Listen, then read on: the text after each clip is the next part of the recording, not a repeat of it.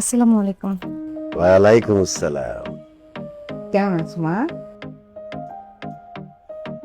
জি ভালো। আপনারা ভালো আছেন? কিসে পড়ো? জি আমি বিবিএ করছি, 4th ইয়ার। তুই বাবাজি কি করতেছেন এখন? কি ভাই সাহেব, ও তো লয়ার, একজন বড় লয়ারের সাথে ইন্টার্নি করতেছে। আচ্ছা আচ্ছা, আমার বল। জি।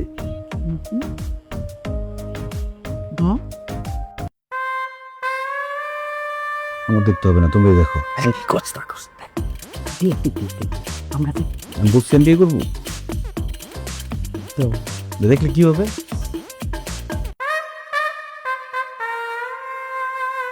আপনি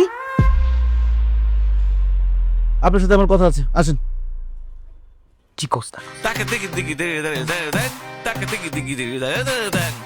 আমি কথা বলবো, তারপর তোমরা কথা বলবা। তোমরা তো ফাইনাল কি বলবা? কথাবার্তা বলি, তারপর ফাইনাল কথা হোক, সব ডিসিশনের তারপর দিলাম। আমি চলে যাবো এখন, কথা বলতে না দিলে চলে যাবো। কথা বলতে দাও। আচ্ছা, কোথায় কোথায় কথা বলবো? আসেন, কোনটা রুম কোনটা? ওই জামা, ওই যে আমাদের ওই দিকে একটা বারান্দা আছে, কথা বল। আসুন। ভাই সাহেব, কিছু মনে করেন না, আধুনিক যুগের ছেলে মেয়ে তো, ওরা পরস্পরকে একটু জানতে চায়, বুঝতে চায়। কারণ বুঝেন না, লম্বা সময় ধরে ওরা সংসার করবে, সংসারে যাতে ঝামেলা না হয়, এই জন্য আগে একটু বোঝাপড়া, একটু জানাশোনা হওয়া দরকার আছে। এর কথায় যুক্তি আছে কিনা বলেন? না না, ঠিক আছে, আধুনিক যুগ। আপনার সাহস হলো কিভাবে? জি আপনি একবার বিয়ে করছেন, আমার কাছে আসছিলেন আপনি ডিভোর্সের জন্য, এরপর আপনি আমার সামনে পাত্রী হিসেবে বসে আছেন যে আপনাকে পছন্দ করে আমি বিয়ে করব। কিভাবে এই সাহসটা হলো আপনার? আপনি তো খুব খারাপ একটা মেয়ে। কথা যুক্তি আছে কিনা বলেন? আমি তো আপনার কোনো কোথায় যুক্তি আছে কিনা। এই আপনি উকিলের অ্যাসিস্ট্যান্ট তাই না? আপনি আমাকে দেখতে আসছেন? ও মাই গড, এটা জানলে তো আমি জীবনে আপনার সামনে বসতাম না। আর আপনি কি বলতেছেন তখন থেকে? আমি বিয়ে করছি, ডিভোর্সের জন্য আসছি? আমি আমার নিজের বিয়ের ডিভোর্সের জন্য যাই নাই, আমার বান্ধবী বিয়ে করছে, ওর ডিভোর্সের ব্যাপারে কথা বলতে গেছিলাম। আমাকে সব বান্ধবীর গল্প শোনায় লাভ নাই। আমার ভাগ্য ভালো যে আমাদের অফিসে আসছিলেন আপনি ডিভোর্সের জন্য। আমি তো আপনাকে চিনে ফেলাইছি, নইলে আপনি যে সুন্দরে সুন্দর, আমি আপনাকে পছন্দ করে বিয়ে করে ফেলতাম। পরে দেখা গেল বিয়ের পরে আপনার আগের হাজবেন্ড চলে আসছে, আপনি আর আপনার আগের হাজবেন্ড দুজনে মিলে আমাকে একদম শেষ করে দিতেন। কথা যুক্তি আছে কিনা বলেন? আপনি একই কথা বারবার বলতেছেন। কথা কি বলতেছেন একটু শুনতেছেন আপনি? আমি আমার বান্ধবীর বিয়ের ব্যাপারে জিজ্ঞেস, আপনি একটু মনে করে দেখেন তো, আপনি একটু মনে করে দেখেন আমি আপনাকে কি জিজ্ঞেস করছিলাম। এই যে গোপনে বিয়েটা হইছে, এখন যদি ডিভোর্স হয় সাক্ষীদের কোনো প্রবলেম হবে কিনা, মানে আমি আমার বান্ধবীর বিয়েতে সাক্ষী ছিলাম, এর জন্য নিজের জন্য আমি জিজ্ঞেস করতে গেছিলাম। আর আপনি এখন আমাকে বিবাহিত বানায় ফেলছেন। আমরা এইসব কেস নিয়ে কাজ করি, এইসব বলে আমাদের সামনে ঝোলাবেন না। সবশেষ এটাই প্রমাণিত হয় যে আপনি আসলে একটা খারাপ মেয়ে। কথায় যুক্তি আছে কিনা বলেন? আমি এতক্ষণ ধরে আপনাকে বোঝানোর চেষ্টা করছি, আপনি কিছুতেই বুঝতেছেন না। আমি যদি এতই খারাপ মেয়ে হই, আমাকে আপনার বিয়ে করার দরকার না, বিয়ে ভাঙা দেন, বাস থেকে বিদায় হন। কেন? আমি কেন বিয়ে ভেঙে দিব? দোষ কি আমার? দোষ হচ্ছে আপনার, কারণ আপনি খারাপ মেয়ে, আপনি বিয়ে ভেঙে দিবেন। আমি বিয়ে ভেঙে দিব? এই আপনি যা খুশি করেন তো, আপনাকে দেখলে বিরক্ত লাগতেছে আমার এখন। ওরে বাপ রে, চোরের মার বড় গলা। আপনি এখন আমাকে ঝাড়ি দিয়ে কথা বলতেছেন। আমি এখন যাব আপনার বাবা মার কাছে গিয়ে আমি সব কথা বলে দেবো, একদম হাটে হাড়ি ভেঙে দিব যে আপনি প্রেম করে তাদের না জানে বিয়ে করছেন, আবার ডিভোর্স করার জন্য আমার কাছে আসছিলেন। এখন গিয়ে সব বলে দেবো, যাচ্ছি আমি। না না না, প্লিজ প্লিজ, আপনি বুঝার চেষ্টা করেন, আমি সত্যি কথা বলতেছি আপনাকে। আপনি শুধু শুধু ভুল বুঝতেছেন। এখন যদি আমার বাবা মাকে গিয়ে আপনি এগুলা বলেন, তারা সম্মানিত মানুষজন, তারা একদম স্পটে হার্ট অ্যাটাক করে ফেলবে, তারা কোনোভাবে আমাকে বিশ্বাস করবে না। মানে আমারই ভুল হয়েছে, জানেন, আমার দোষ হয়েছে। আমার এই বান্ধবীটা যে লোকে বিয়ে করতে যাচ্ছিল, আমি সাক্ষী হইতে চাই না, ও জোর করে আমাকে নিয়ে গেছে, সাক্ষী বানাইছে। এরপরে আমি এই ভয়ে যে ওদের ডিভোর্স হয়ে যেতেছে, সাক্ষী হিসেবে আমার কোনো প্রবলেম হবে কিনা এটা জানার জন্য গেছিলাম। আপনি একটু বোঝার চেষ্টা করেন প্লিজ। দেখেন, কান্নাকাটি করবেন না, এর কান্নাকাটি আমি সহ্য করতে পারি না। আপনার আমার যদি নিজে প্রমাণ করতে হয় যে আমি একজন ভালো মেয়ে, আমি জীবনে বিয়ে তো দূরের কথা, আমি জীবনে প্রেম করি না, আমার জীবনে কোনো বয়ফ্রেন্ড ছিল না। দেখেন, আপনি যে কোনো ভাবে খোঁজ খবর নিয়ে দেখেন, আমার সম্বন্ধে খোঁজ খবর নেন, আমার কোনো কিছুতে কোনো সমস্যা নাই, প্লিজ।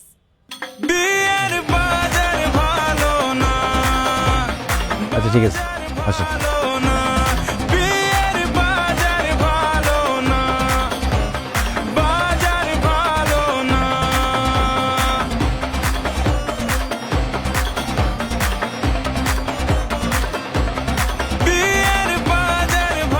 বাবাজি আপনারা তো কথাবার্তা বলছেন, তাহলে আমরা একটা দিনক্ষণ নিয়ে একটা ফাইনাল সিদ্ধান্তে আসি।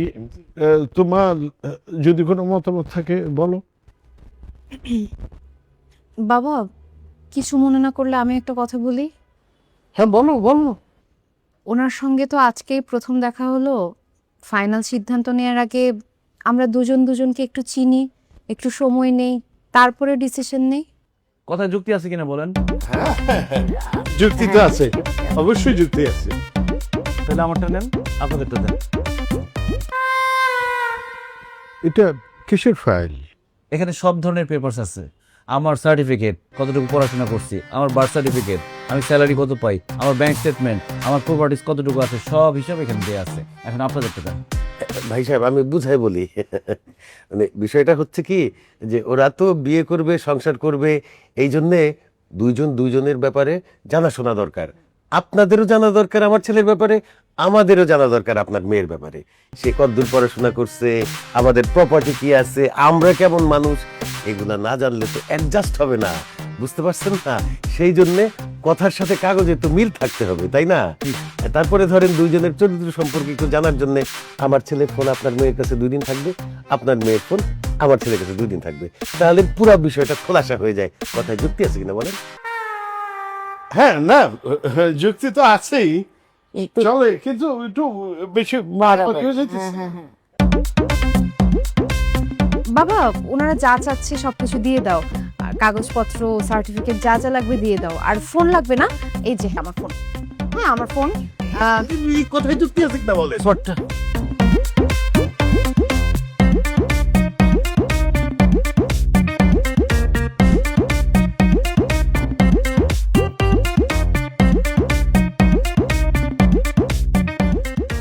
কি করতেছিস তুই এগুলা? মোবাইল চেক করতেছি, এখন 4 বছর আগের মেসেজ দেখতেছি। আল্লাহ রে, কত ভদ্রলোকের ছেলে এগুলা করে। তুই সার্টিফিকেট চাইতে গেলে কোন আক্কেলে? হ্যাঁ, লজ্জায় তো আমার মাথা হেট হয়ে গেছিল, মনে হইতেছিল মাটি ফাঁক হয়ে যা, আমি ভিতরে ঢুকে যাই। আচ্ছা বাবা, তুমি যদি কোনো জমি কিনতে যাও, সেটার কাগজপত্র ঠিক মতো যাচাই বাছাই করবো না? খতিয়ান নাম্বার কত, দাগ নাম্বার কত, RS কত, CS কত, BS কত, কথা যুক্তি আছে কিনা বলো? এমনি আমি একটা বিয়ে করতে যাবো, আমি একটা যাচাই বাছাই করবো না? আরে বাবা রে, জমি কেনা আর বিয়া করা দুইটা কি এক জিনিস হইলো? এক জিনিস হলো না, বিয়ে করাটা বেশি ইম্পর্টেন্ট। জমি কেনার পরে তোমার যদি জমি ভালো না লাগে তুমি বিক্রি করে দিতে পারবা, বদলা নিতে পারবা, কিন্তু বিয়ে করার পরে আমি তো সেটা করতে পারবো না। তাই আমাকে ঠিক মতো যাচাই বাছাই করতে হবে। এখন এইসব কথা না বইলা তুমি মেয়েটাকে ফোন দাও, ফোন দিয়ে বলো যে ইন্টারমিডিয়েটের সার্টিফিকেট দিছে কিন্তু মার্কশিট দেয় নাই। মার্কশিট দেখতে হবে না, মার্কস কত হয়েছে, যা ফোন দিয়ে দিতে বলো। এটা তুই দে ফোন, আমি দিতে পারবো না, কোনো একটা কাজ করতে পারবে না। আচ্ছা ঢং করে বলবে।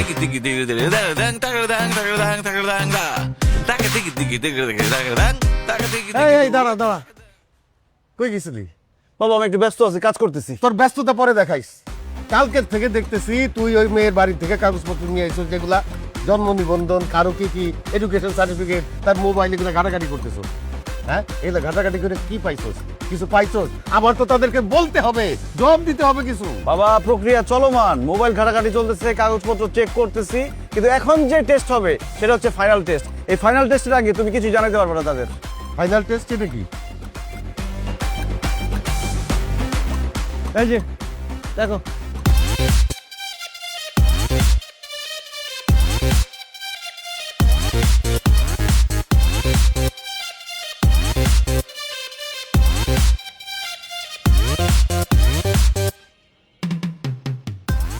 উত্তরা 13 নম্বর সেক্টর নিবাসী জনাব নাদের চৌধুরীর কন্যা জেসমিন তিথির সঙ্গে আমার বিবাহের কথা চলিতেছে। আপনাদের মধ্যে কারো সাথে যদি বর্তমানে অথবা পূর্বে এই মেয়ের সাথে প্রেম ভালোবাসার সম্পর্ক থেকে থাকে তাহলে। বুদ্ধিটা ভালো হয়েছে রে বাবা। না, মোটেই ভালো হয় নাই। এগুলো কি করতেছস তুই? এমনিতেই তুই যা শুরু করছস, এই যে মেয়ের মোবাইল নিছস, তার বায়োডাটা নিছস, তার সার্টিফিকেট নিছস, এইটাই তো অতিরিক্ত। আর এইটা তো হইতেছে মাত্রা অতিরিক্ত। বাবা আমার জীবন একটা, আমার বিয়ে একটা, আমি বিয়ের পরে কোনো আফসোস করতে চাই না। আমার বিয়ের পরে আমার লাইফ রিস্কে চলে যাবে, এই কাজ আমি করতে পারবো না। আমাকে যাচাই বাছাই করে বিয়েটা করতে হবে। বাবা রে, সামান্য একটা বিয়া নিয়া তুই যে তোলপাড় শুরু করছস, এর ফলাফল তো ভালো হবে না। কথাটা ভুল বললা বাবা। আমার কাছে বিয়েটা সামান্য ব্যাপার না, আমার কাছে বিয়েটা অনেক গুরুত্বপূর্ণ একটা ব্যাপার। আমার কাজ আমাকে করতে দাও, তো যা খুশি তাই কর, যা খুশি তাই তো করতেছি। তোমাদের কাছ থেকে বুদ্ধি নিয়েছি।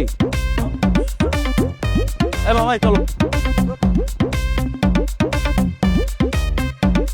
ভাই সব, আমি রবিউল বাসার পিতা মাসুম বাসার